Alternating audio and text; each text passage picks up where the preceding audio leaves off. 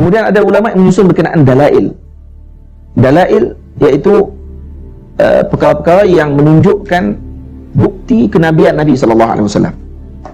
Dalail disebut, kitab yang paling besar dalam dalail dipanggil Dalailun Nubuwah, karangan Al-Imam Al-Baihaqi rahimahullah, yang ceritakan dalil kenabian Nabi, bukti kenabian Nabi ini sebelum kedatangan Nabi SAW, berdasarkan kitab-kitab yang dahulu disusun oleh Al-Imam Al-Baihaqi radhiyallahu anhu mengikut bab.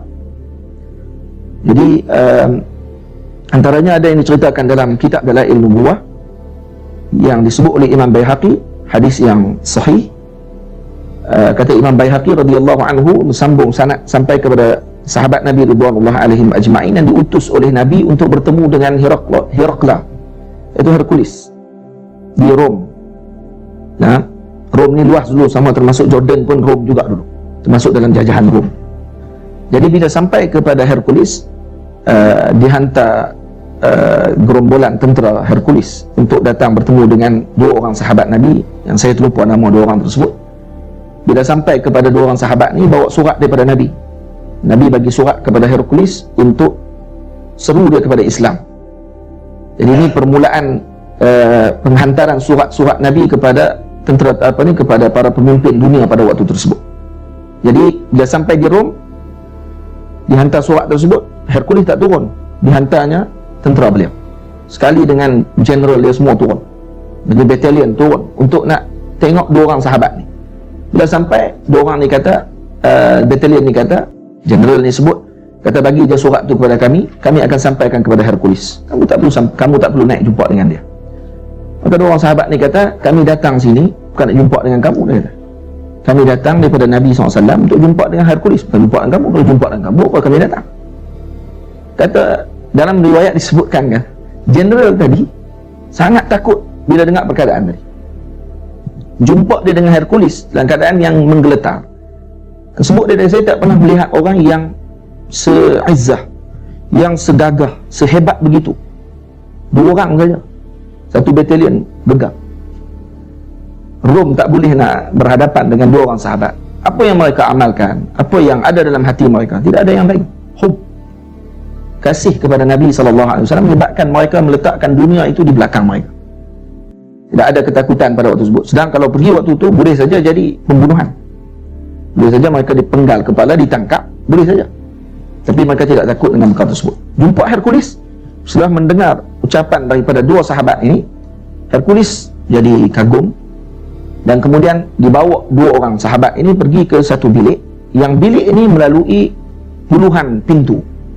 Lepas pintu, yang dipegang kuncinya oleh Hercules. Sampai di hujung bilik, satu bilik yang luas. Dalam bilik tersebut ada 25 pintu. Kemudian dibuka pintu yang pertama, dikeluarkan satu baldu, satu bekas yang cantik. Hadis ini sahih. Hadis ini sahih. Saya duk tanya apa tak? Hadis ini riwayat dia sahih ke tak sahih ni, sebut 4 kali dah sebut.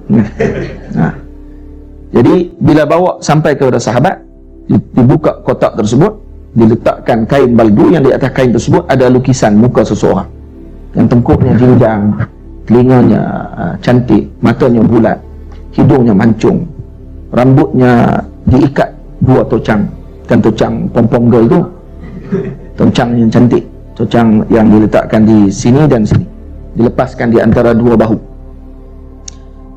Dan kemudian ditanya oleh Hercules, kamu tahu ni siapa? Ni gambar lelaki ni siapa orang ni? Dua sahabat ni kata, kami tak tahu. Ada Adam, ini Nabi Adam AS, kata Hercules. InsyaAllah, tutup balik, lipat, letak balik dalam bekas tersebut, dimasukkan balik dalam bilik.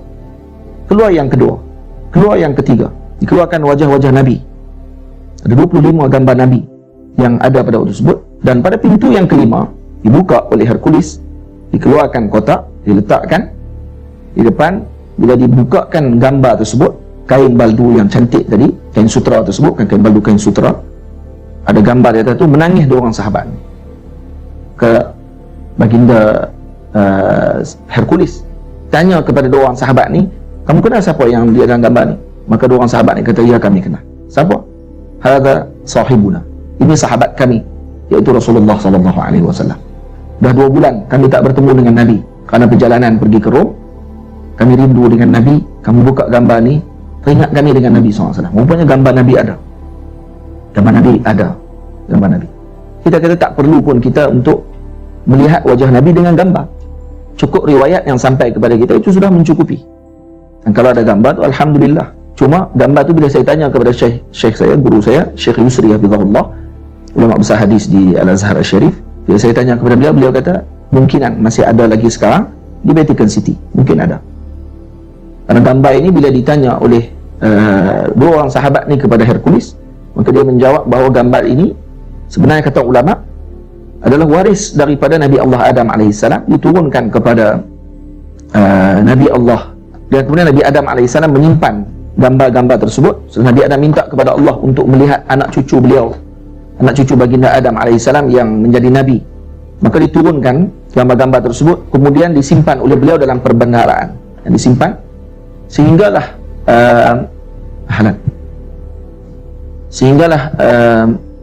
datangnya Allahumma salli ala sayyidina Iskandar Zulkarnain. Iskandar Zulkarnain datang dan kemudian beliau mengeluarkan kembali perbendaharaan tersebut dan diberikan kepada Nabi Allah Daniel alaihissalam. Setelah Nabi Allah Daniel dapat, kemudian diserahkan pula kepada para raja Rom pada waktu tersebut.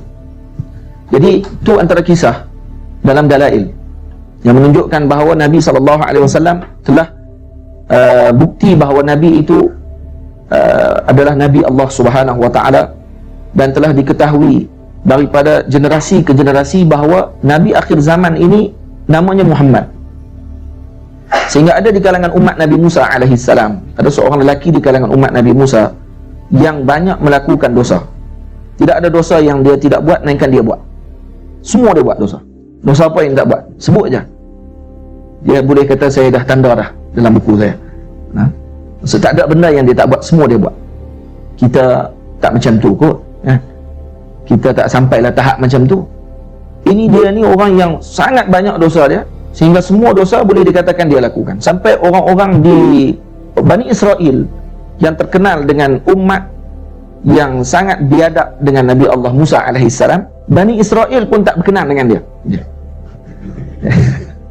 Kalau dah geng teruk pun tak suka kat dia, dia teruk lagi lah dia. Dia hebat lah.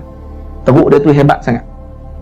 Sampai apa yang menunjukkan teruknya dia ni, ketika dia mati, dilemparkan dia dalam tong sampah. Tidak dimandikan jenazah dia, seperti ajaran dalam Yahudi. Maksud tidak dimandikan, tidak dikafankan, dilempar seperti sampah. Kerana sangat jahat orang ini.